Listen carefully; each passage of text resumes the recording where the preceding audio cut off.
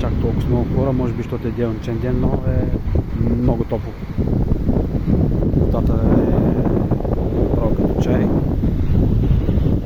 Също така е доста чиста, което е много добре. Манша се е чист за момента. Мисля, че е имал отлив, защото дойдох преди 10 минути. Гореща вода. Чиста.